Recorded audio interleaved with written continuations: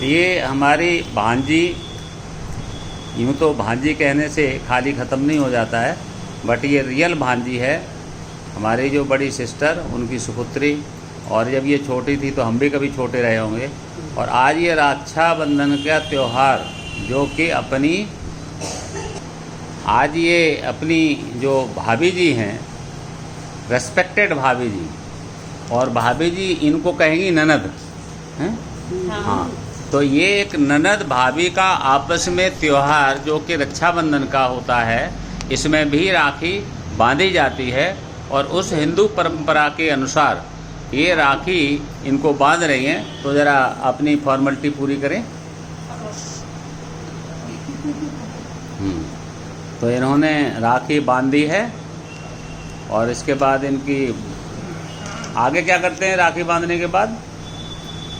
हाँ, गुड, तिलक किया जाता है। ये जान के बड़ी खुशी होगी कि ये घर जो है वो हमारे जीजा जी जो कि श्री रामनिवास शास्त्री जी थे, वो संस्कृत के ही विद्वान थे, प्रवक्ता थे और फिर प्रिंसिपल जी हुए। तो संस्कृत कहीं भी एक शास्त्रों में सबसे बड़ी एक लैंग्वेज समझी जाती है। उस पद्धति को तब से लेके अब तक ये लोग निभाते आ रहे हैं। ऐसा प्यार शायद कहीं देखने को नहीं मिलता कि एक ननद भाभी आपस में मिलके एक दूसरे को राखी का त्यौहार मनाया इन्होंने। और इसके बाद ये गले मिलेंगी तो कितना अच्छा लगता है। और इसमें किसी के कोई पैर भी छूता है। हाँ, देखा, भाभी जी अपनी ननद के पैर छूती हैं।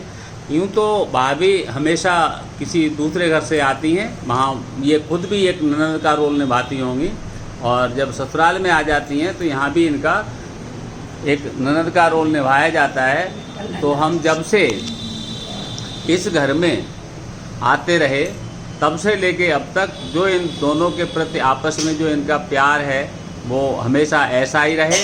ये मस्त रहें, हंसती रहें, ये मस्त रहें, हंसती रहें। और मैं चाहूँगा कि हम जब तक यहाँ आते रहें तब तक ऐसे ही ये खुशी के साथ मिलती रहें। और इनके साथ यहाँ पर ये फैमिली, अभी ये ननद भाभी हैं और दूसरी तरफ मेरी सिस्टर और मेरी धर्मपत्नी जी। अब इन दोनों में आपस में क्या रिश्ता होगा? इधर भी? अच्छा, ये भी ननद भाभी हैं। तो ननद भाभी, हाँ, ये दूसरी स्टेज हो गई। ये मेरे घर में हो गई, ये भांजे के घर में हो गई। तो ये ननद भाभी और दूसरी तरफ भी ननद भाभी, ऐसा संयोग जो वाकई देखने को बहुत कम मिलता है। बट आज हमारी सिस्टर जी 75 ईयर कंप्लीट कर चुकी हैं और ऐसे में आज भी हिरस प्रस्त और स्मार्ट दिखती हैं। मैं यही कामना करता हूँ भगवान से कि ऐसे ही चमकती रहें, हमारे बीच रहें। धन्यवाद।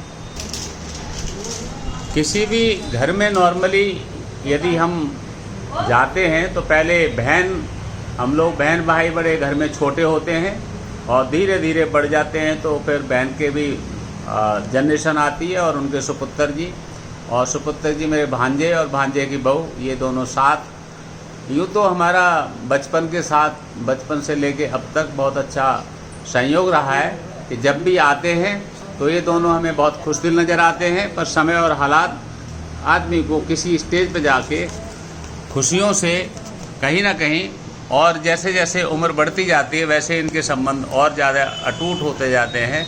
मैं अपने भांजे जी और भांजे की पत्नी को ऐसे देख के बहुत खुश हूँ, और मैं चाहता हूँ कि जब तक साला ज़िंदगी रहे तब तक ये ऐसे ही खुश दिल रहें।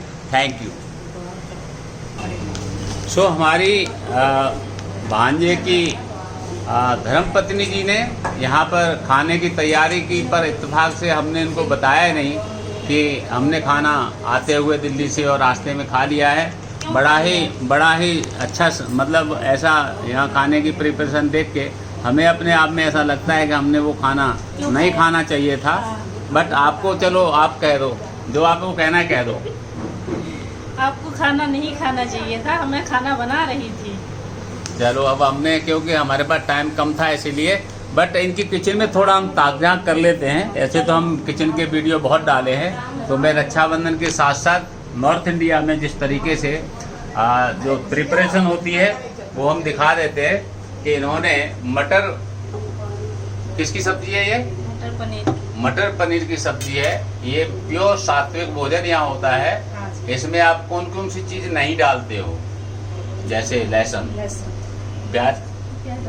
अच्छा, तो ये प्याज यहाँ पर डालते हैं, बट क्योंकि हमारे शास्त्री जी संस्कृत के बहुत बड़े विद्वान भी थे, तो उनके घर में सात्विक भोजन ही बनता था, तो इसमें लहसुन नहीं डाला जाता। और यहाँ पर दाल के लिए ये अभी दाल इन्होंने बना रखी है। इसमें क्या क्या डाला है आपने? उड़द और मूंग की दाल, हरी मिर्ची और मसाले। तो इन सबको लेके इन्होंने और एक कढ़ाई में लेके, फ्राई पैन में लेके, और इसको भून दिया है। भून के अब ये दाल जो है कचौड़ी की दाल बोलते हैं इसको, और इसके लिए बिल्कुल तैयार है। यहाँ पर ये दूसरी सब्जी भी रखी है। ये किस चीज की सब्जी है? अरबी, वो बड़ी वाली क्या बोलते हैं? अरबी।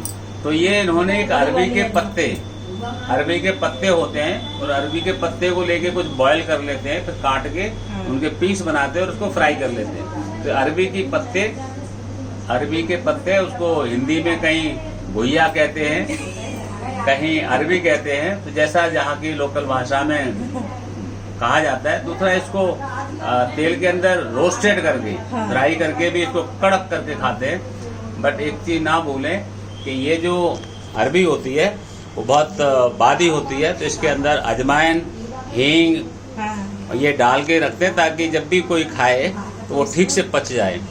तो इन्होंने ये भी बना के रखा है। मैं ऐसी प्रिपरेशन के लिए अपने भांजे की बहू के लिए बहुत बहुत धन्यवाद देता हूँ। और इन्होंने रायता भी बना रखा है। तो इन सब चीज़ों के लिए यहाँ पर कचौड़ी का भी आटा की प्रिपरेशन चल रही है, तो मैं ये थोड़ा दिखा देता हूँ। तो यहाँ मैं यही कहूँगा कि हमारे भांजे की बहू जो प्रिपरेशन खाना बना के हमारे खाने के लिए जो प्रिपरेशन की है, इत्तेफाक से हम जो खा के आए हैं वो हमने एक गुनाह किया है। मैं उसके लिए I am sorry for this. But जो ये खाना बनाया, वाकई खाने के बाद हम टेस्ट लेंगे, बहुत ही अच्छा, क्वालिटी में अच्छा सात्विक भोजन। तो ऐसी भावना जो कि इन्होंने बनाई थी, मतलब प्रिपरेशन किया था खाना, उसके लिए मैं इनको धन्यवाद देता हूँ। Thank you very much. आज ये इत्तेफाक से वो दिन जो हमारे लिए शास्त्री जी अब इस दुनिया में नहीं हैं, बट हमारे पूजनीय हैं। हमारे जीजा जी हमेशा पूजनीय और बहुत ही संस्कृत के व्याख्याता थे, प्रवक्ता थे, इंटर कॉलेज के प्रिंसिपल थे। आज वो सब चीज़ें एक हिस्ट्री बन के रह गई हैं। मैं अपने शास्त्री जी के लिए हमेशा ऐसे ही उनकी आत्मा जहाँ भी हो उसके लिए वो खुश रहें, शांति रहें, और ऐसे ही मैं एक विश्वास व्यक्त करता हूँ कि वो जहाँ भी होंगे ठीक होंगे। धन्यवाद।